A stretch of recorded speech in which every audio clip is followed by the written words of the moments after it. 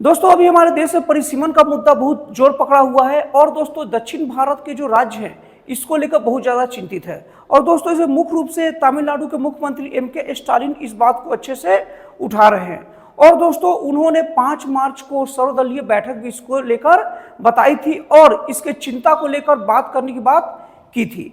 दोस्तों सबसे पहले हम लोग समझ लेते हैं कि परिसीमन होता क्या चीज़ है। दोस्तों परिसीमन का मतलब ये होता है कि एक हर निश्चित समय के बाद ये देखना कि पूरे अलग अलग देश के लोगों की जनसंख्या के हिसाब से उनके प्रतिनिधि है या नहीं। आसान भाषा में दोस्तों समझा जाए तो लोकसभा और राज्यसभा की सीटों का बंटवारा जनसंख्या के आधार पर करने को क्या बोलते हैं, मतलब पुनः निर्धारित करने को कि सीट कितना होना चाहिए, उसको हम लोग कहते हैं परिसीमन कहते हैं। अब दोस्तों हम लोग ये जानते हैं कि इस परिसीमन से दक्षिण भारत को क्यों चिंता है। दोस्तों इसको समझने के लिए थोड़ा सा इतिहास की जड़ों में चल जाते हैं। दोस्तों सबसे पहले मैं आप लोग को बता दूं कि हमारे देश में परिसीमन का काम परिसीमन आयोग करता है। और दोस्तों सबसे पहला परिसीमन आयोग का गठन 1952 में हुआ था। और दोस्तों उसके बाद में 1961 की जनसंख्या के आधार पर 1963 में परिसीमन हुआ था और 1971 की जनसंख्या के आधार पर 1973 परिसीमन हुआ था। उसके बाद दोस्तों ऐसा हुआ कि हर बार जब भी जनगणना होता था, और जनगणना हमेशा 10 सालों में होती है। दोस्तों आप लोग को बता दूं जैसे 51 में, 61 में, 71 में ऐसे जनगणना हर 10 सालों में होती रहती है। तो हमेशा जनगणना के बाद परिसीमन किया जाता था। लेकिन दोस्तों जब 1971 की जनसंख्या के आधार पर जो जनगणना मतलब हुआ, उसके आधार पर जब 1973 का जब परिसीमन किया गया, तो उसके बाद में 1976 में 42वें संविधान संशोधन के द्वारा ये व्यवस्था कर दी गई कि भारत का परिसीमन अब 2001 के पहले नहीं होगा।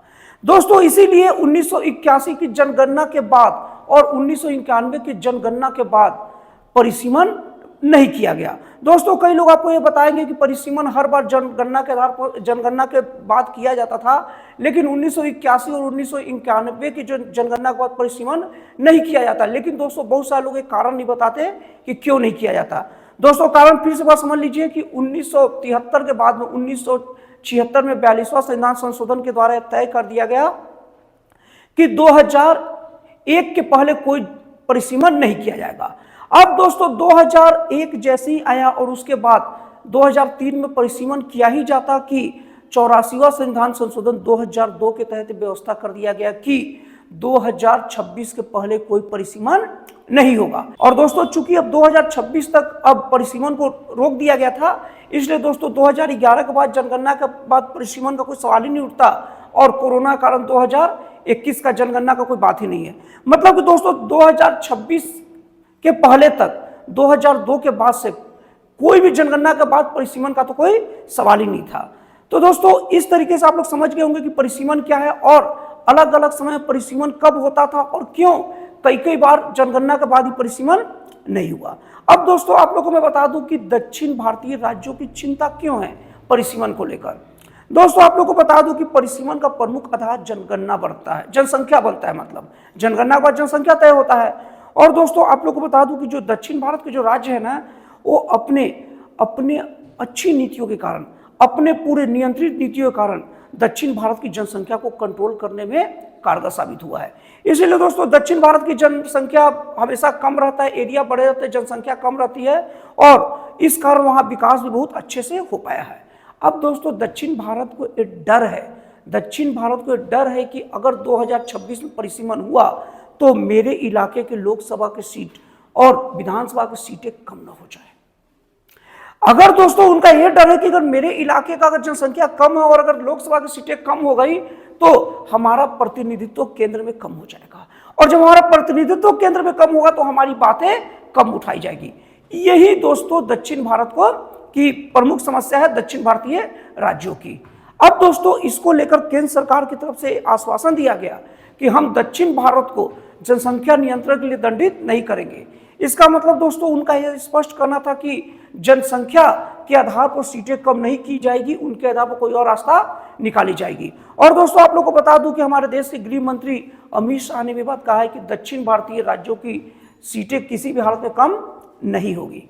अब दोस्तों मैं आप लोग को फिर से बता दूं कि ये जो परिसीमन होगा, जिस तरीके से पहले परिसीमन हो चुके हैं जनगणना के बाद और जिस परसेंट में अपनी सीटें को आगे पीछे किया गया, उसके तहत अनुमान लगाया जा सकता कि अगर परिसीमन हुआ तो आंध्र प्रदेश की सीटें जो अभी 25 है वो घट के 20 हो जाएगी। तेलंगाना की सीटें जो भी 17 है वो घट के 15 हो जाएगी। और दोस्तों आप लोगों को बता दूं कि केरल की सीटें जो भी लोकसभा की 20 है वो घट के 14 हो जाएगी और तमिलनाडु की सीटें जो अभी 39 है मतलब 39 है वो घट के 30 हो जाएगी। और दोस्तों उत्तर भारतीय राज्य में उत्तर प्रदेश की भी लोकसभा की सीटें 80 है जो बढ़ के 94 हो जाएगा। यही से दोस्तों दक्षिण भारत के राज्यों को चिंता होती है और यही दोस्तों परिसीमन का प्रमुख विवाद है। अब दोस्तों परिसीमन को लेकर अलग अलग विद्वानों की अलग अलग राय है। दोस्तों कुछ विद्वानों की यह राय है कि लोकसभा की सीटें 848 तक बढ़नी चाहिए क्योंकि जनसंख्या बहुत ज्यादा बढ़ गया है और इनको अच्छे से प्रतिनिधित्व देने के लिए कम से कम 848 सीटें होनी चाहिए। अब दोस्तों कुछ ऐसे विद्वान जिनमें आईएएस ऑफिसर भी शामिल है, उनका यह कहना है कि 2060 तक भारत की जनसंख्या पीक पर होगी और उसके बाद जनसंख्या नहीं बढ़ेगी। इसलिए लोकसभा सीटें की बढ़ाने की बजाय राज्यों की विधानसभा की सीटों परिसीमन में बढ़ाने पर ध्यान देना चाहिए। और दोस्तों इसी बीच आंध्र प्रदेश यूनिवर्सिटी के प्रोफेसर और तमिलनाडु योजना आयोग के जो सदस्य हैं, उनका यह कहना है कि अगर कनाडियाई आधार पर अगर लोकसभा की सीटों का अगर परिसीमन किया जाता है तो लोकसभा की सीटें 552 हो जाएगी। और दोस्तों इसके तहत उत्तर प्रदेश की जो लोकसभा सीट है वो 80 से बढ़कर 89 हो जाएगी, मतलब 9 सीट बढ़ेगी। जबकि तमिलनाडु की जो सीटें हैं वो 39 मतलब 39 ही रहेगी। अब दोस्तों हम लोग अगर TFR फार्मूले की बात करें तो इसके आधार पर अगर हम लोग लोकसभा का परिसीमन देखें तो लोकसभा की सीटों की संख्या 750 करना पड़ेगा। और दोस्तों इसके तहत जो उत्तर प्रदेश लोकसभा की सीटें जो भी 80 है वो 80 से बढ़कर 106 हो जाएगी और तमिलनाडु जो लोकसभा की सीटें 39 से बढ़कर 55 हो जाएगी। तो दोस्तों अब आपको समझ में आ ही गया होगा कि ये परिसीमन क्या है और परिसीमन का विवाद का प्रमुख कारण क्या है और दक्षिण भारतीय के राज्य इससे क्यों चिंतित दिख रहे हैं। तो दोस्तों आपको ये वीडियो कैसा लगा कमेंट करके जरूर बताइएगा और उसके बाद फिर मिलते हैं अगली वीडियो में एक जन कल्याणकारी और एक राष्ट्रवादी प्रेरित नए विचारों के साथ।